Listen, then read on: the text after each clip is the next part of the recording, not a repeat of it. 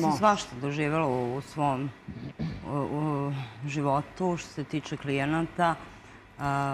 Masa njih je zvalo da pita da li može da se urodi nekome nešto loše. Ja kažem, ali vi znate da sam ja beli mag?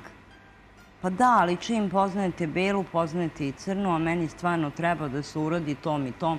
Kako to? Šta te tu u životu natare da kaže zaista treba? Ja sam imala problem sa jednom ženom koja je došla i insistirala, bivši muž je ostavio, ženio se, dobio blizance sa drugom ženom. A sa njom pretpostavljam nije imao? Nebitno.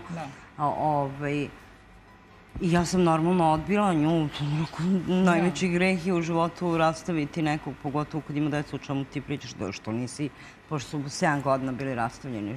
Znao sam da je neka osveta, ajde da si to odmah krenuo, nego sad. Kaže, ja ću za moje pare da nađem ko hoće ako ti nećeš. Tako da znam da ljudi, ako odbiješ, pa on ide dalje. Kasnije, kada to zaista se desi? Ne, ti ljudi koji to hoće, oni su spremni da plate velike pare i da se nekaju.